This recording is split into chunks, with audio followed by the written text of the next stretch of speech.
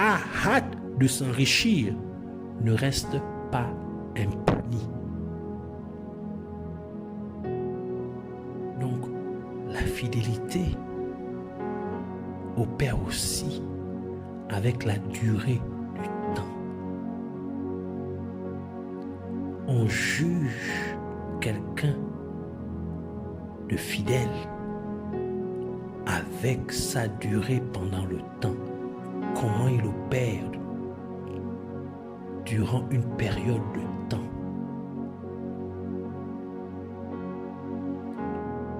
Lorsque Myriam, la sœur aînée de Moïse, et Aaron, son frère aîné, ont tous deux parlé contre Moïse parce qu'il avait épousé une femme éthiopienne, c'est Dieu lui-même qui a défendu Moïse parce que Moïse était si fidèle dans son service à Dieu.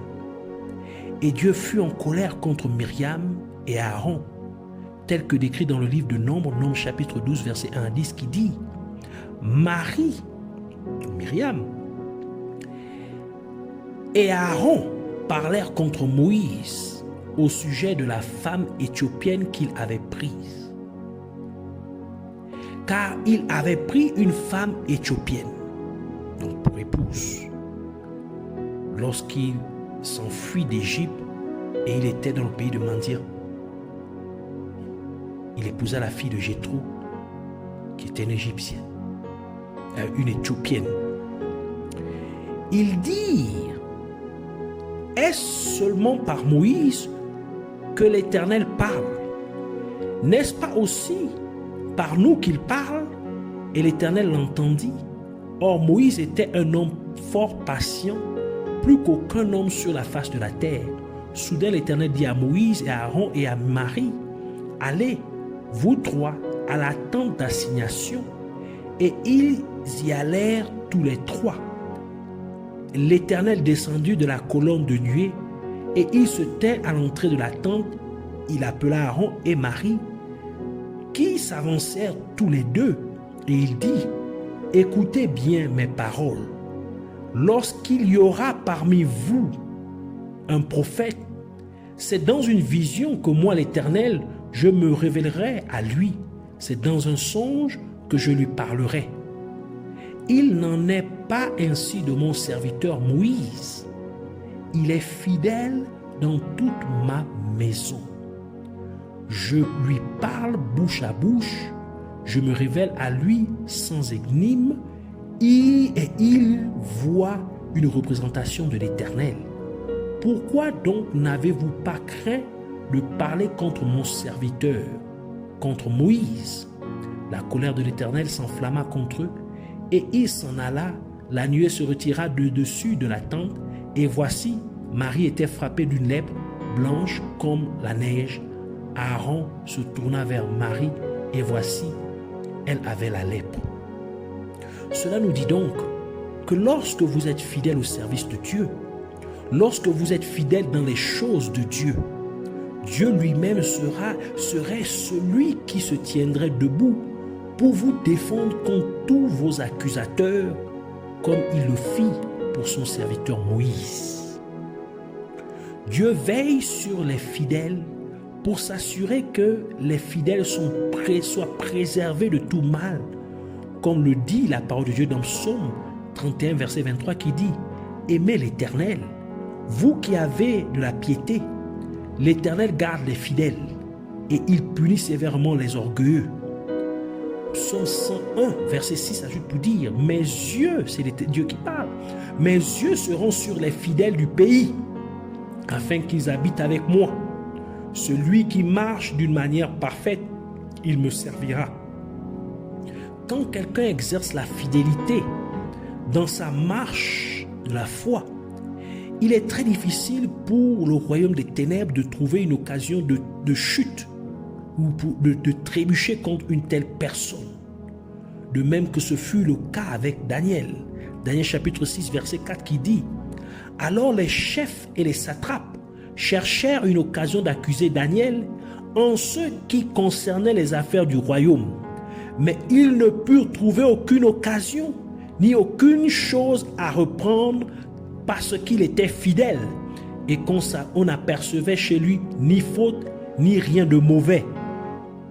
La fidélité vous fait être porteur de bonnes nouvelles pour les autres. Et les dirigeants désirent avoir des gens fidèles dans leur entourage. C'est pourquoi la parole de Dieu dit dans Proverbe 25, verset 13, qui dit « Comme la fraîcheur de la neige au temps de la moisson, est un messager fidèle pour celui qui l'envoie. Il restaure l'âme de son maître. » En tant que croyant, être fidèle à Dieu, même jusqu'à votre mort, vous garantit la couronne de vie. Comme indiqué dans le livre d'Apocalypse, Apocalypse chapitre 2, verset 10, qui dit, c'est Jésus-Christ qui parle à l'église de Smyrne. Il dit, ne crains pas ce que tu vas souffrir. Voici, le diable jettera quelques-uns de vous en prison, afin que vous soyez éprouvés, et vous aurez une tribulation de 10 jours. Sois fidèle jusqu'à la mort, et je te donnerai la couronne de vie. Et de la même manière que la tribu de Juda a régné avec Dieu, ainsi vous régnerez avec Dieu lorsque vous lui êtes fidèle dans votre service. Osée chapitre 11 verset 12 qui dit « Éphraïm m'entoure de mensonges, et la parole et la maison d'Israël de tromperie. Mais Juda règne encore avec Dieu et est fidèle avec les saints. Et vous serez aussi avec Jésus-Christ, triomphant sur le champ de bataille, comme le dit la parole de Dieu, lorsque vous marchez dans la fidélité à l'égard de Dieu. Apocalypse chapitre 17, verset 14 qui dit « Ils combattront contre l'agneau, ici Jésus-Christ, qui est l'agneau, qui est appelé l'agneau de Dieu. Et l'agneau les vaincra parce qu'il est le Seigneur des seigneurs et le roi des rois. Et les appelés, les élus et les fidèles qui sont avec lui les vaincront aussi. »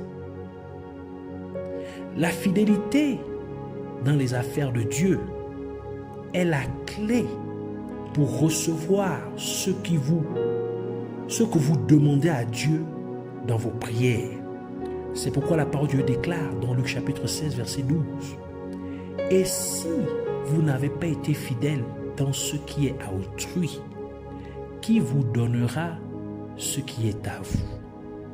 C'est ici la clé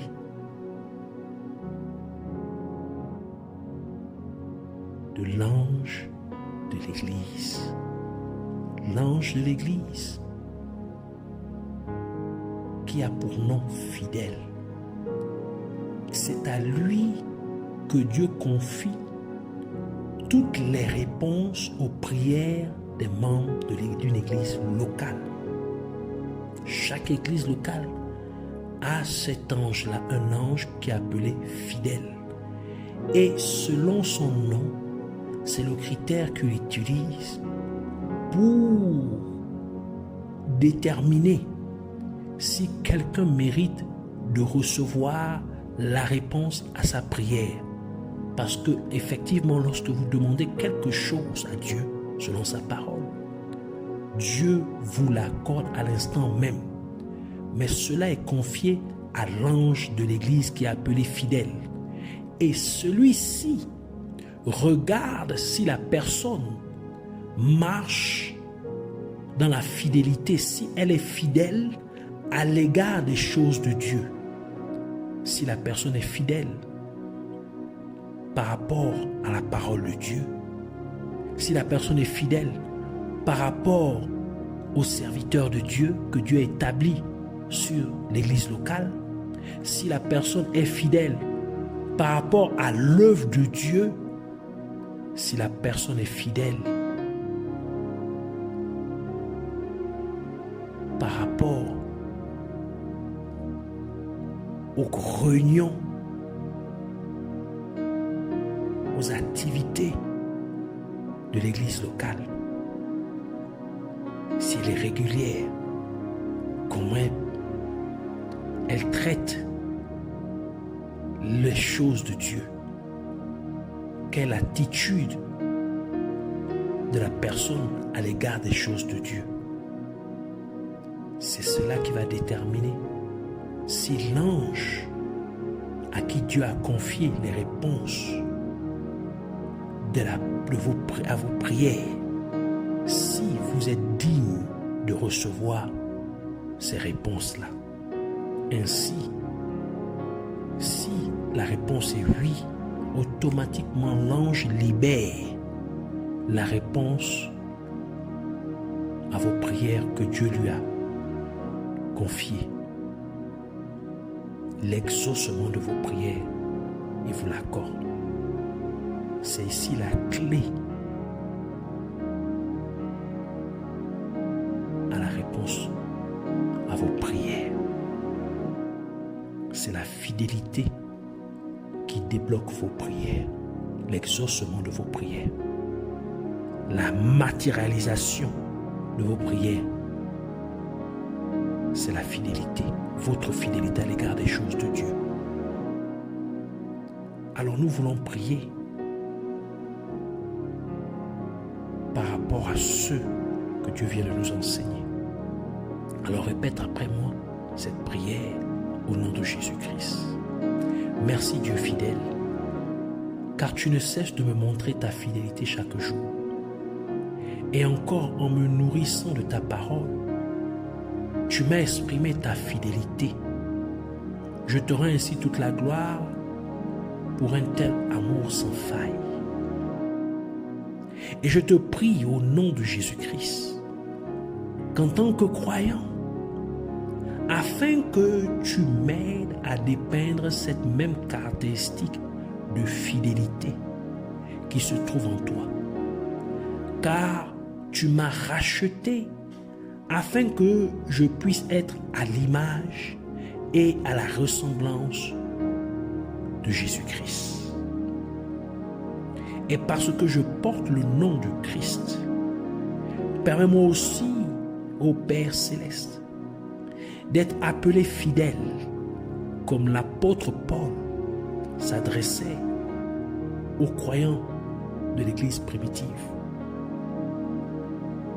Et comme Jésus-Christ a dit que nous serons connus par nos fruits, fais-moi savoir, fais savoir aux gens que je suis un croyant authentique par la façon dont je t'exprime ma fidélité au nom de Jésus-Christ.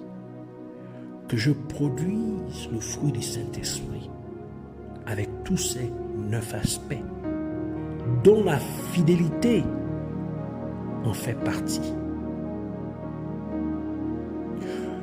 Que je sois donc plein de foi. Rends-moi confiant. Que je continue de te faire confiance malgré les difficultés ou les obstacles ou les défis au nom de Jésus-Christ. Je te prie au nom de Jésus-Christ afin que tu m'amènes à t'exprimer ma fidélité en me faisant garder ma foi en toi, faisant ainsi confiance en ta parole, peu importe combien cela peut sembler retardé ou prendre du temps à se matérialiser. Permets-moi aussi de t'exprimer ma fidélité par la manière dont je fais fructifier ce que tu m'as confié. Que je fasse bon usage de ce que tu m'as donné, de manière à ce que cela te profite à toi et à ton royaume au nom de Jésus-Christ. Et en raison de ma fidélité, puisses-tu me donner de plus grandes responsabilités au nom de Jésus-Christ. Puis-je être promu? Puis-je avoir accès à de plus grandes choses? Puis-je avoir accès à de plus grandes bénédictions au nom de Jésus-Christ. Que ma fidélité me fasse entrer dans ta joie éternelle au nom de Jésus-Christ. Tu as dit, la joie de l'Éternel est ma force. Ainsi que ma fidélité t'amène à renouveler mes forces à chaque moment au nom de Jésus-Christ. Afin que devant l'épreuve, je ne puisse pas feindre ni faillir, mais que j'ai la force nécessaire pour vaincre quelconque épreuve au nom de Jésus-Christ. Je prie au Dieu, au nom de Jésus-Christ, que tu me rendes dévoué et constant dans l'accomplissement des choses de ton royaume, des choses de Dieu, comme si tu étais physiquement présent, ô Dieu, observant pendant que je fais ton œuvre. Et alors que j'exprime ma fidélité en te servant, puisses-tu me défendre contre tous mes accusateurs, tout comme tu le fis pour ton serviteur Moïse au nom de Jésus-Christ. Et alors que j'exprime ma fidélité à te servir, puisses-tu veiller sur moi pour t'assurer que je sois préservé de tout mal au nom de Jésus-Christ. Et alors que j'exerce la fidélité dans ma marche de la foi, que le royaume des ténèbres ne trouve aucune occasion de trébucher contre moi, de me faire trébucher, comme ce fut le cas avec Daniel au nom de Jésus-Christ. Que ma fidélité me fasse porter la bonne nouvelle aux autres, que les dirigeants désirent m'avoir dans leur entourage au nom de Jésus-Christ. Et comme je te suis fidèle au Dieu jusqu'à la mort, que cela me garantisse la couronne de vie au nom de Jésus-Christ. Et de la même manière que la tribu de Juda a régné avec toi, ô Dieu, laisse-moi donc régner avec toi alors que je te suis fidèle au nom de Jésus-Christ. Et laisse-moi aussi être avec toi, Seigneur Jésus-Christ, triomphant sur le champ de bataille, car tu as dit que nous sommes plus que vainqueurs par Jésus-Christ qui nous a aimés et qui s'est donné pour nous.